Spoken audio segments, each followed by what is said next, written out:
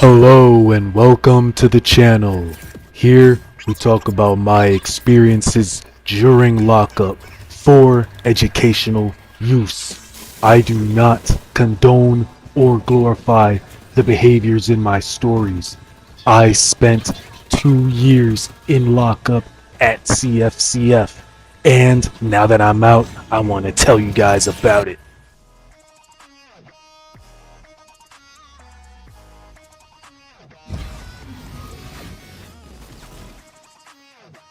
In this episode, we're going to talk about another of my worst cellies.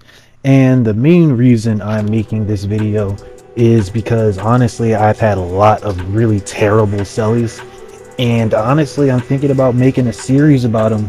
So if y'all want to hear a series on my worst cellies, then just give me a comment. Let me know. All right. Now here's a little bit of a description of my former celly. All right. Now, listeners, watchers, y'all imagine let's say a 6 foot old white man, and the second day after he got in my cell, he turned 48. All right. Medium build. All right.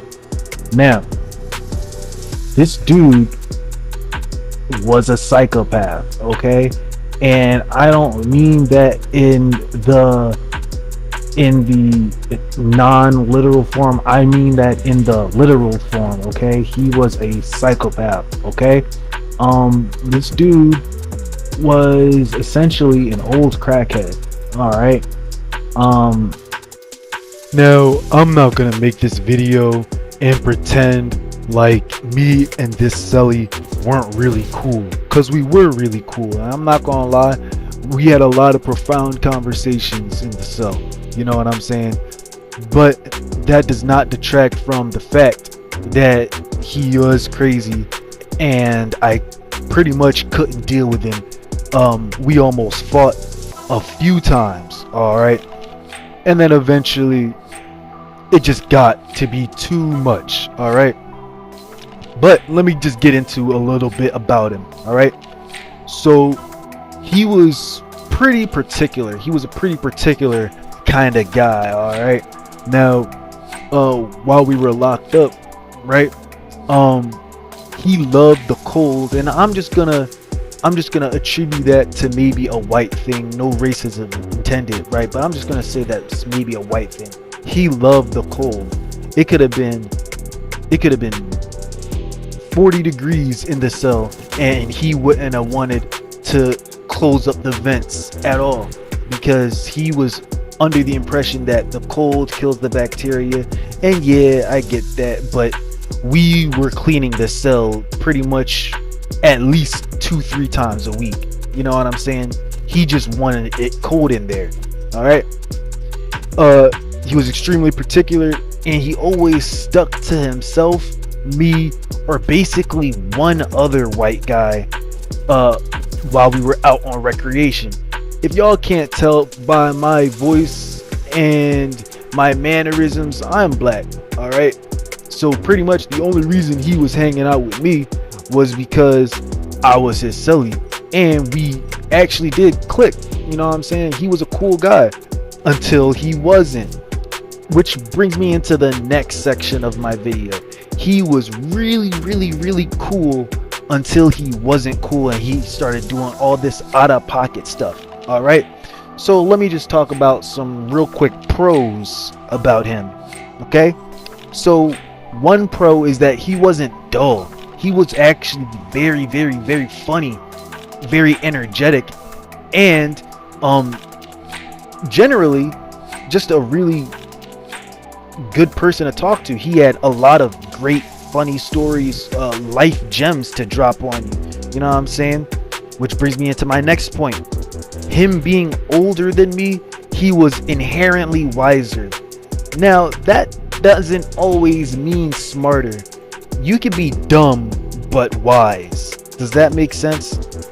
Now granted, you can be dumb but wise. He's 48 years old in jail, right? And you could say that that's kind of dumb, right? But anybody can make a mistake. But anyway, something really funny about this guy. I remember one morning, I was asleep, and out of nowhere, all I hear is doom, doom, doom, doom, doom, doom, doom. You know what I'm saying? I freak out a little bit, right? I pull the covers off of my head, and I'm like, yo, what happened? What happened? I see him. He's literally on the ground right in front of me, because he was on top bunk, and he just rolled off of his top bunk right onto the floor. And it was hilarious a little bit. You know, I laughed first, and then I asked him if he was okay, because we had that type of relationship where, you know, we would kind of joke around with each other, right? And yeah, he was good. He's white, so his arm turned a bit green, and we had lots of jokes about that, but it was pretty funny. All right, and me and this dude always used to joke around in the cell, play cards. You always used to read all my books, and he was just generally a good guy until he wasn't. Now let's talk about the cons to this guy, okay? And there's quite a bit. All right, now, like I said earlier in the video, he was a crackhead out on the streets, okay? And that carried into when he was locked up, because now he had a newfound monkey on his back. All right, and I'm not gonna lie, I'll put it out there that from time to time I also, you know, partook and tried stuff. But anyway, I digress. His burnt out, drugged out, smoked out demeanor got to be too much, okay? Because for one, he borrowed from everybody that was lending, which is a bonehead move. He was actually bartering with nothing, just trying to get something, trying to get commissary and inebriants, okay? I'll talk more about his bad borrowing tendencies later on in the video, because it really does get wild towards the end, okay? But the next thing I'm gonna talk about is we both was broke at the time, right? So what he wanted to do, he wanted to take apart our toilet seat. Mind you, we were one of the few cells on that pod that still had a working toilet seat. He wanted to take off the toilet seat to try to find some type of metal and try to make a prison knife or a jail knife, whatever. All right, called a banger. In CFCF they call them bangers, but still, he wanted to take apart our toilet seat to try to find some metal to make a banger, and I saw him pretty much doing it, and I'm not gonna lie, I wanted to go help him, so we did that together for a little bit, right?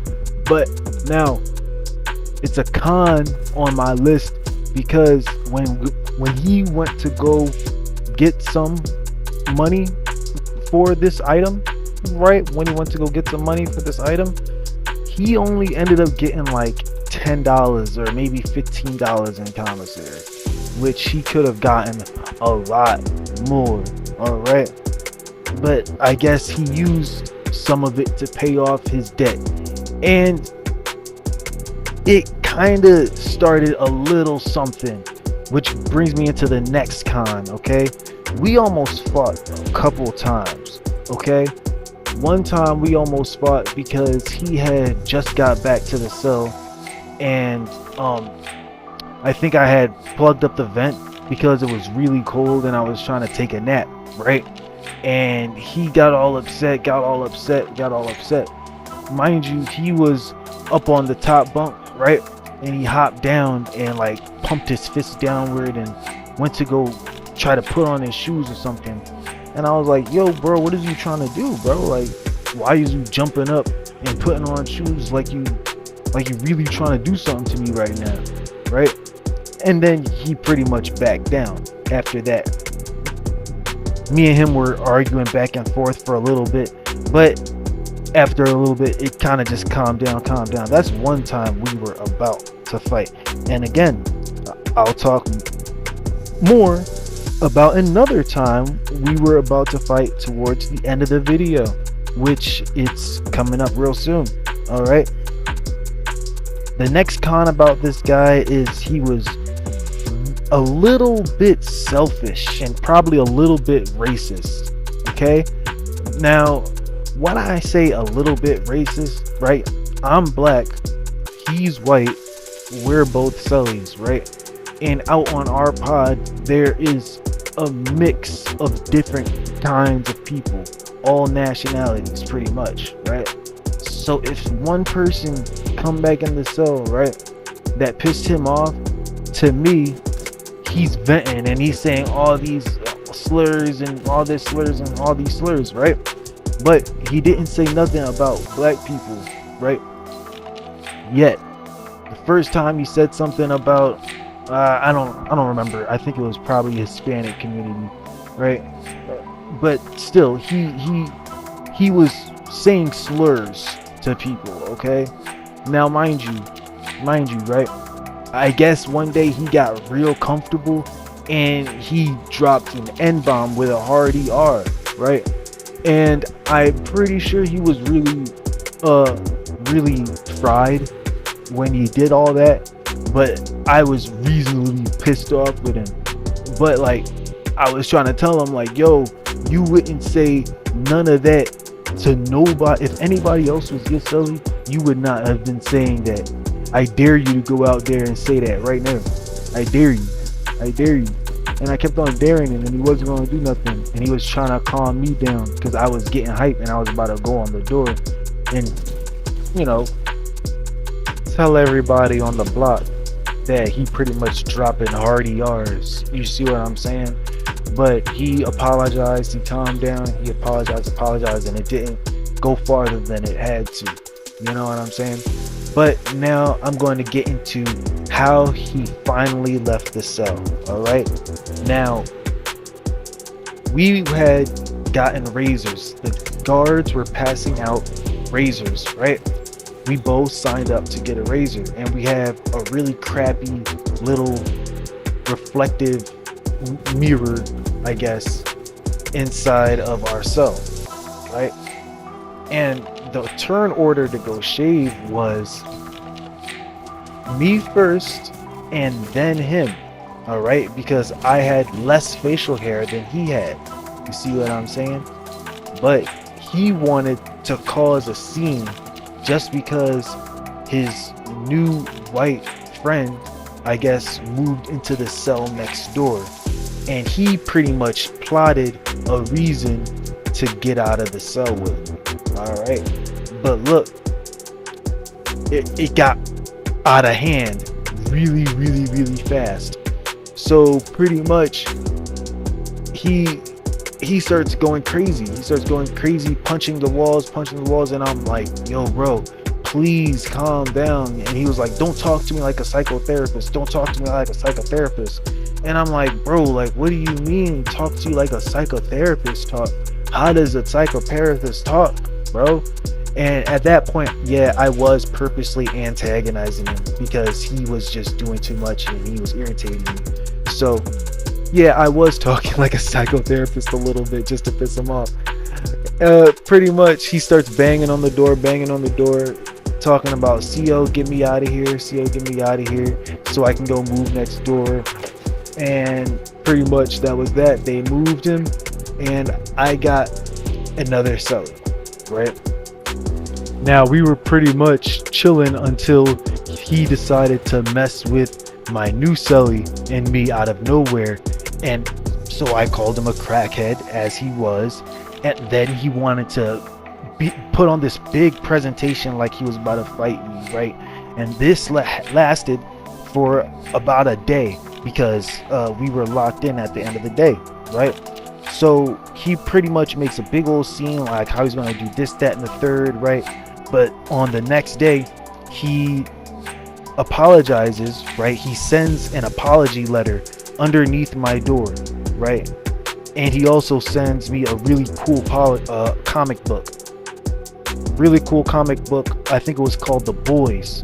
Yeah, he gave it to me just as a peace offering, so I didn't like go destroy him when they opened up the cell. If you guys like this video, please give it a like and subscribe, and have a great rest of your day.